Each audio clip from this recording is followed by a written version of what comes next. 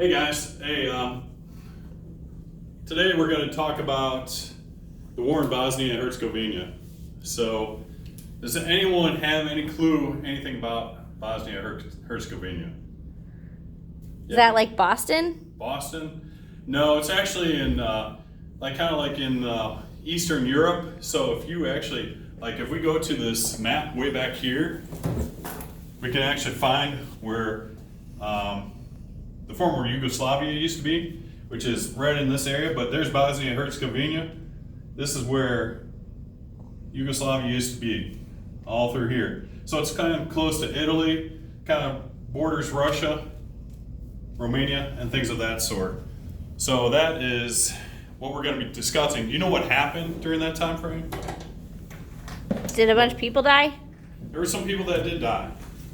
There's a lot of people that actually died. There's over 100,000 people that died during the conflict in the war of Bosnia and Herzegovina. So, tell me this. I'm going to kind of allude to it a little bit. So, what was one of the worst things that you've ever seen in the 20th century, per se, in the sense of war or something that went on?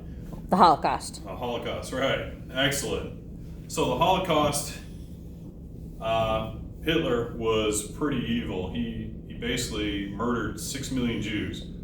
So now, in the latter part of the 20th century, in 1991 through 1995, Yugoslavia decided to break apart and create their own little provinces. And in the process, they wanted to do some ethnic cleansing. So this is where it entails where over 100,000 people, including soldiers and people, were basically murdered. This is when the United States and the UN came into play and decided to say, hey, you know what? We're not going to have this again on our watch. We're not going to let this type of a situation occur in modern era. So what it is that today, what we're going to do is we're going to read from our book, again, our handy dandy world history book. And what we're going to do is we're going to go to page 1046. And we're going to read from Yugoslavia Breaks Apart. We're going to talk about the fight for Kosovo. That's what we're going to kind of talk at the beginning. Then, in the process, I'm going to hand out some vocabulary words for you. What we're going to do is we're going to talk some of these vocabulary words. And on the back of that, we're going to have locations that I would like for you to know about in the former Yugoslavia and the provinces of Yugoslavia. We're going to plot those. And you're going to have this nice cool map where we're going to post those capitals. Then we're going to have a document-based questions on the causes and the conclusion of the war in Bosnia. So first off, what we're going to do is we're going to read. And I got your handy dandy vocab list right here.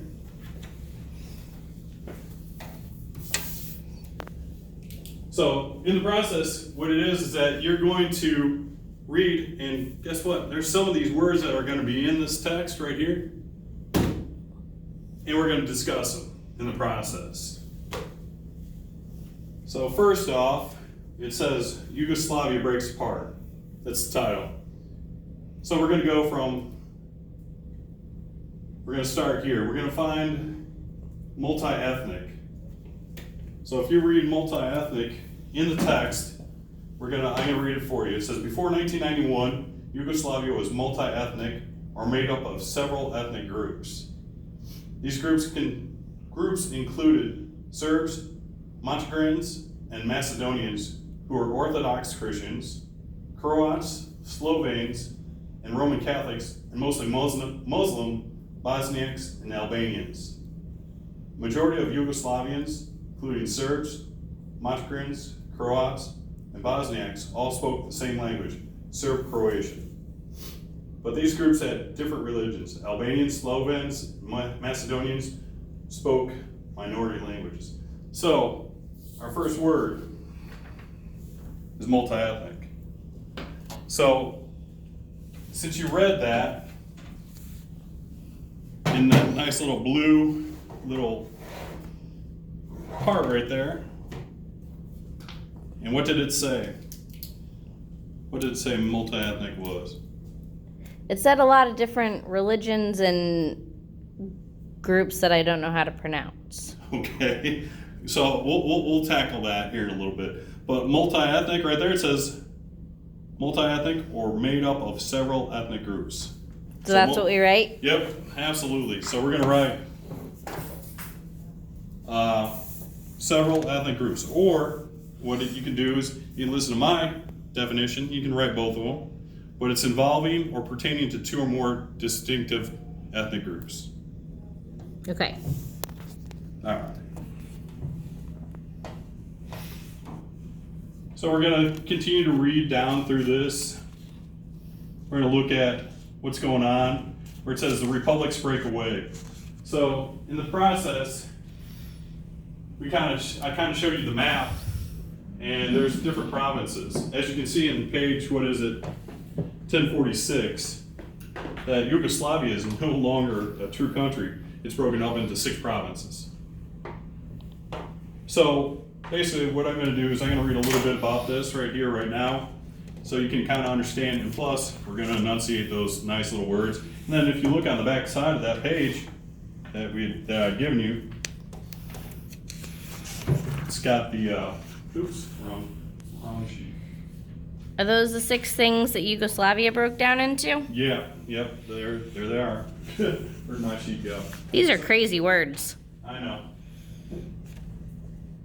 But those are the capitals. So yeah, we'll kind of match them up. All right, so let's go from there. It says, republics break away. The fall of communism fed nationalist unrest throughout Yugoslavia. The Serbian-dominated government tried to preserve the country. In 1991, however, Slovenia and Croatia declared independence. This move triggered fighting between Croats and the Serbian minority with Croatia. Macedonia and Bosnia soon broke away from Yugoslavia as well, leaving only Serbia and Montenegro. In 2006, Montenegro went also its own way from Serbia. So now we know that these right here are some of the capitals. Where do we find Serbia? We find Macedonia. So I want you to kind of keep an eye on that, okay? Okay. We're not going to really get into it just yet. So what I want you to do is just keep and understand what's going to go on here. Because if you look at number 2, what's that dude's name? It's an actual guy.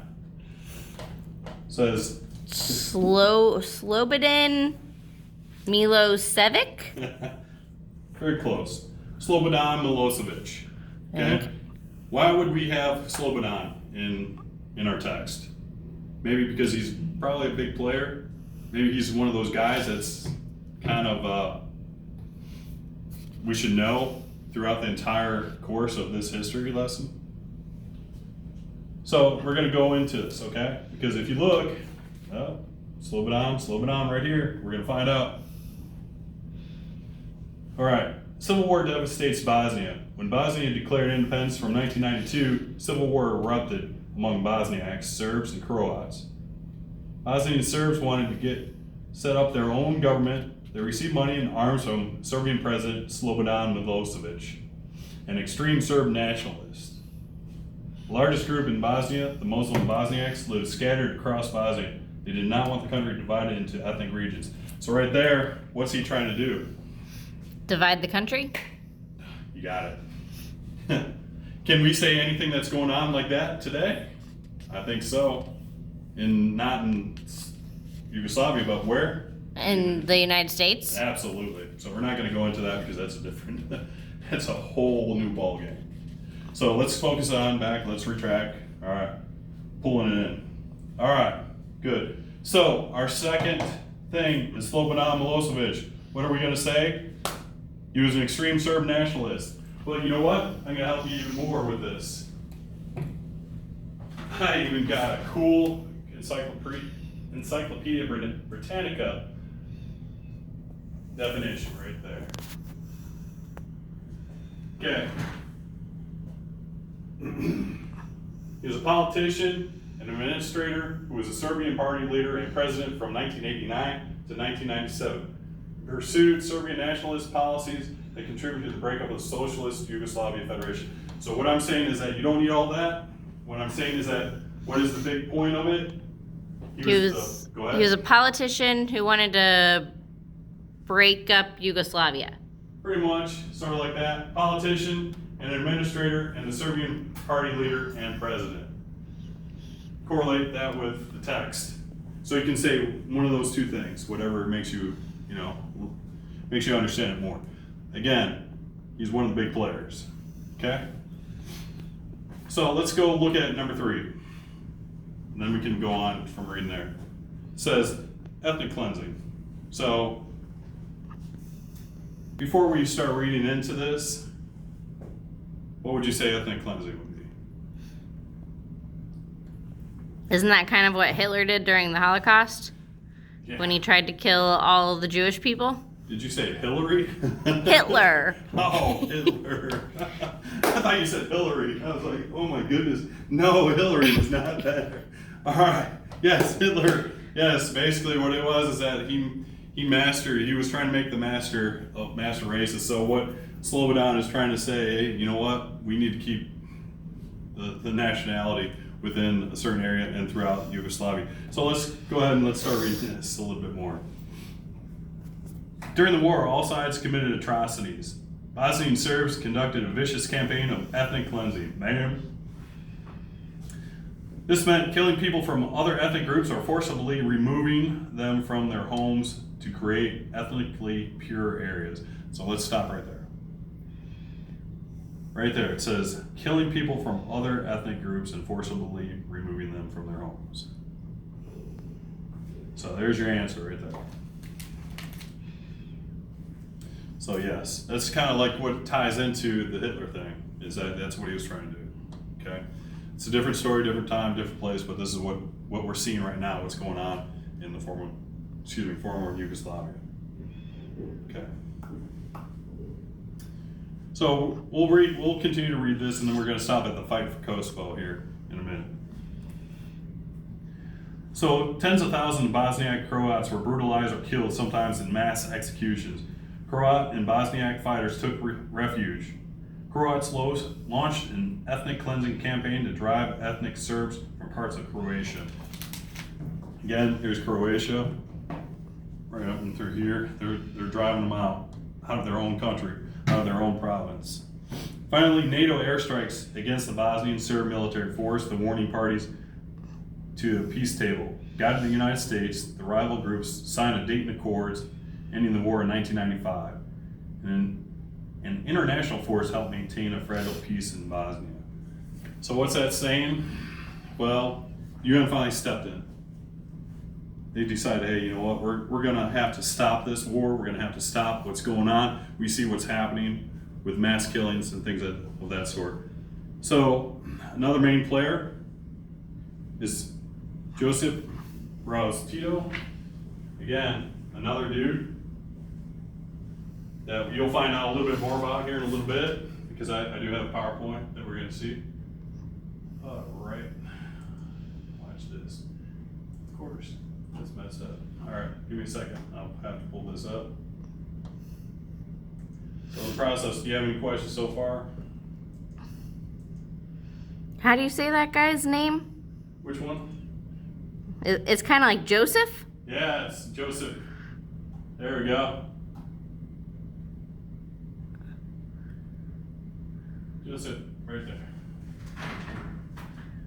Joseph Broz Tito. Okay, now you're gonna be like, well, we didn't read about him. So guess what? We're gonna find out really quick, because this is one of the main players here too. So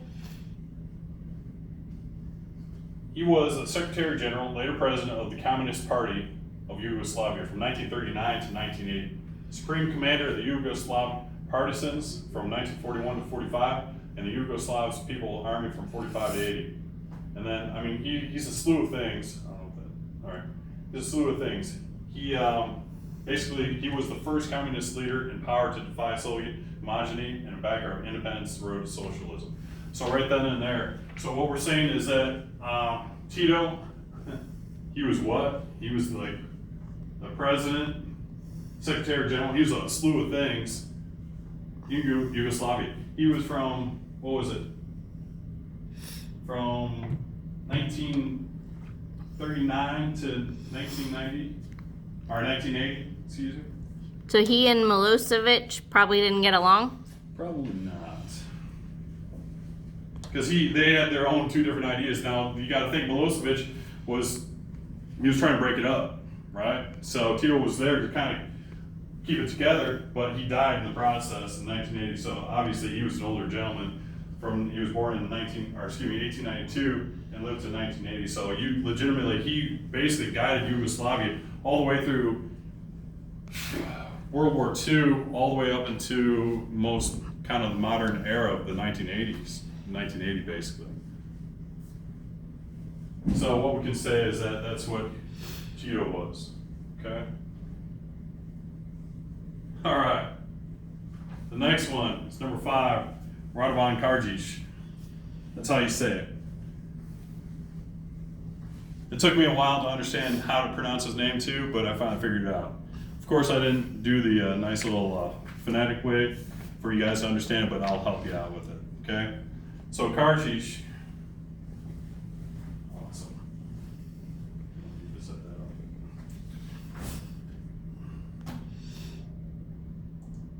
I'm gonna help you out with Karadzic.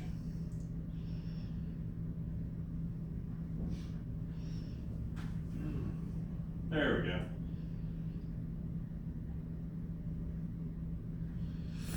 All right, this is our third main player right now. So he was a physician, an author, a politician who was leader from 1990 to 1996 of the Serb Democratic Party of Bosnia, and the president from 1992 to 1995. So he was an autonomous Republic Srpska, the self-proclaimed Serb Republic with Bosnia. He was found guilty in committing war crimes, including genocide during the civil war that followed Bosnia and Herzegovina's split in Yugoslavia in 1992. So right then and there, what's this guy? Yeah, he's a bad guy. Yeah, he's definitely a bad guy.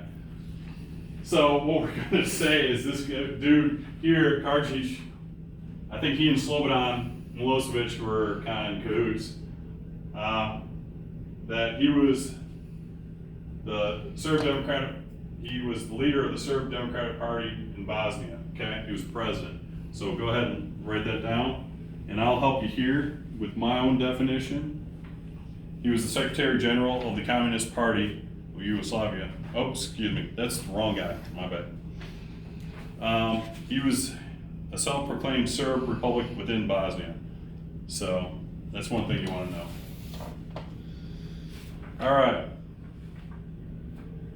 We knocked that out. So let's continue to kind of read a little bit about the fight for Kosovo, and we'll finish out a little bit of these vocab words here, okay? So the fight for Kosovo. As Bosnia reached a tense peace and crisis broke out in the Serbian province of Kosovo, over centuries, many Albanians, mostly Muslims, had settled in Kosovo. By the 1990s, they made up about 90% of the Kosovo population. The rest of the population was mostly Serb. So what's that say? That Muslims live everywhere. We're kind of thinking that they all live in the Middle East or things like that sort. So they're definitely not. So they're all throughout the world. In 1989, Serbian President Slobodan Milosevic, keyword, began oppressing Kosovar Muslims. Peaceful protests led to more repression. In the mid-1990s, a small guerrilla army of ethnic Albanians began to respond with armed attacks on Serbian targets. Milosevic resisted international peace efforts. In 1999, NATO launched airstrikes against Serbia, and Serbian forces attempted an ethnic cleansing of Albanian citizens. However, NATO airstrikes eventually forced Milosevic to withdraw Serbian forces from Kosovo. UN and NATO forces then supervised a tense peace. As Kosovo rebuilt, tensions remained high between ethnic Albanians and Serbs. In response to the desire of majority ethnic Albanians, the region slowly moved towards independence in mid-2000s. Serbia, however, oppressed this process. Serbs saw Kosovo as part of their country, and new violence threatened to break out if Kosovo didn't become independent. So what's all that saying? It's like kind of like a lot of like stuff to like retain. So what that's saying is that, again, NATO had come in, forced Milosevic to stop doing what he was doing, and they're trying to bring peace to the region. Even though that the region is definitely not stable, they're trying to stabilize it through UN peacekeeping forces. Okay, so I kind of gave you a little hint. So peacekeepers, what could we say what peacekeepers are? They come from the UN, and they wanted to end the war Definitely didn't and want to stabilize things. Yeah, basically. So they wanted to go and stabilize the country. They're there for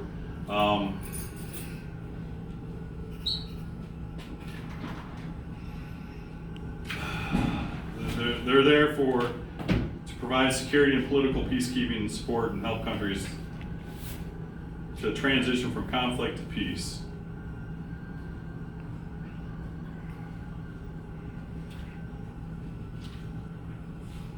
So they're the good guys. They're definitely the good guys. So, did you ever see the movie Hotel Rwanda? Yes. Okay, you know those guys in the blue helmets? Yes. Yeah, those are those guys right there. That's a good movie. It is a good movie. I like it. Supposedly, Miss McIntyre, teacher in this classroom, tends to like to run that class as well. Get to watch it as well. All right. Number 7, detention center. Isn't that kind of like a prison? Yeah, you got it. It's pretty much like that. I mean, I didn't throw it in there just because, you know, where we're at or anything like that, but in the sense of what you need to know is because in the slideshow you're going to find out really quick what it means. So, you got it right, partially. It's a place where persons, typically asylum seekers, illegal immigrants, or people waiting trial that are detained for short periods of time. So that makes sense, right? If you've ever been in a detention center, you kind of know it. All right. So the next one is humanitarian. What would you say that word kind of breaks it down to? Humanitarian, human. Like helping people? Yeah. I mean, helping people that are suffering or saving lives within people within the world. So, yeah, absolutely. So the next number is number 9, is siege.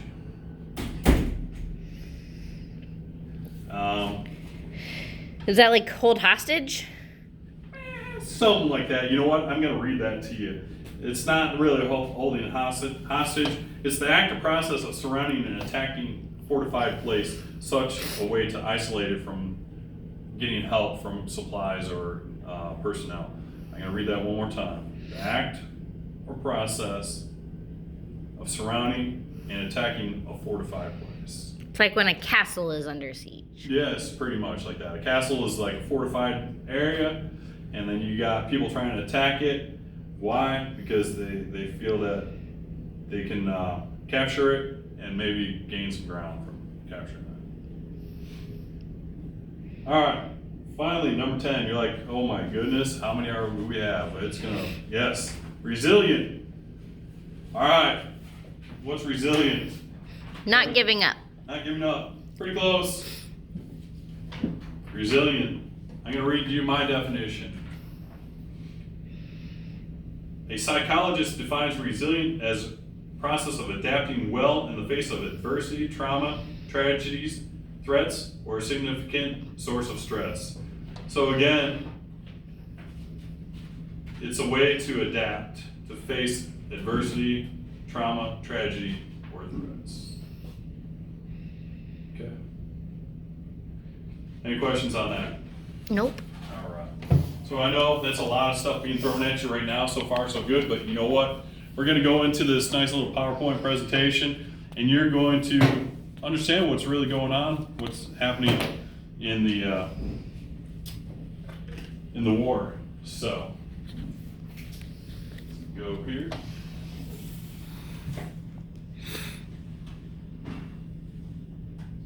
a nice clip here. Where is it? Oh, come on.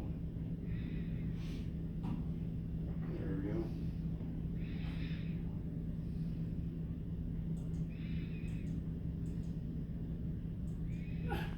Nice.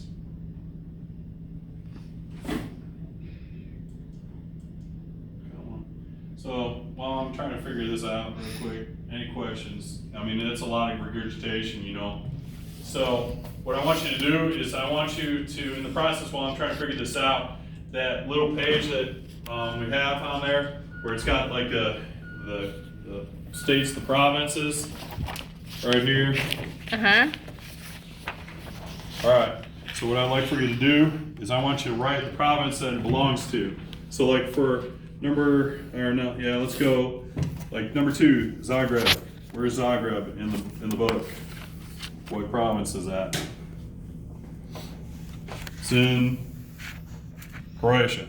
So you're right, Croatia. Okay. All right. So do that for all 6 of them? Yes, please. So you can use the book. Definitely use the book. Okay? Okay. All right. So let me try and figure this out.